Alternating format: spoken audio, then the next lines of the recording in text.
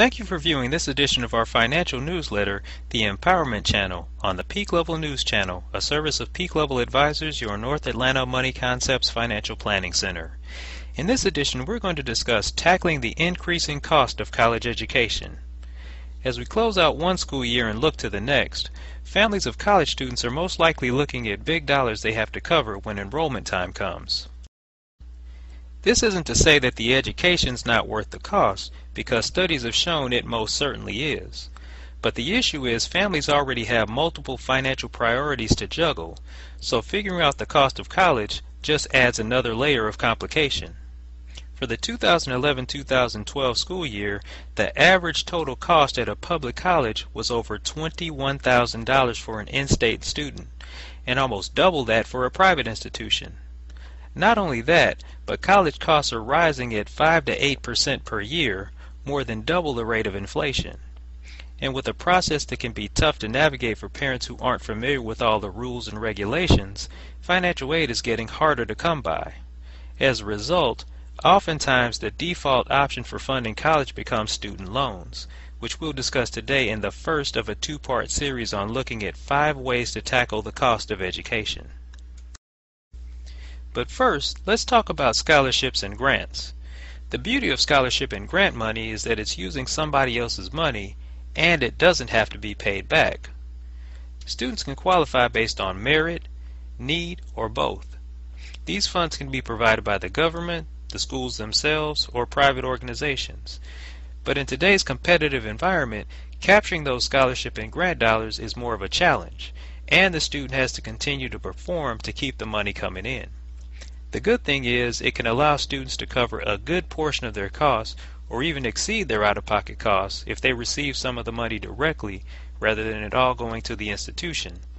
And again, this money doesn't have to be paid back. On the other hand, with student loans, while easier to come by, this is money you do have to pay back in full with interest.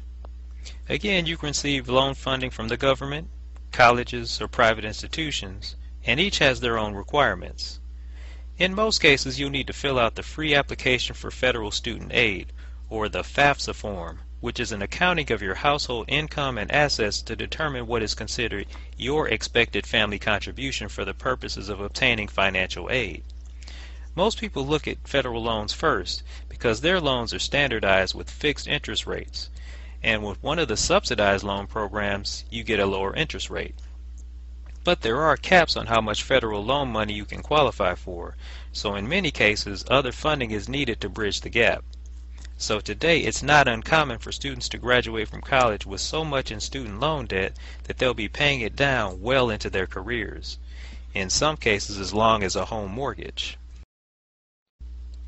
These two sources of funds allow you to leverage other people's money to cover the cost of education. In the case of scholarships and grants, that's a big plus. In the case of loans, there are some strings attached. In order to maximize the opportunity for those types of funding, you need to understand the process for accessing those funds. If you aren't familiar with the process, there are organizations that specialize in helping you navigate it. And I volunteer with one of those organizations that helps students with finding the first type of funding we talked about where the money doesn't have to be paid back. And I'd be happy to share that information with you. In the next issue, we'll look at 3 other strategies you can use to tackle the cost of education, so you're fully armed and can make sure you're covering all your bases. I hope our newsletter has provided you with some valuable information and encourage any feedback you have. If you'd like to schedule a free initial consultation to discuss your personal situation, please contact our office. Thank you, and I look forward to hearing from you.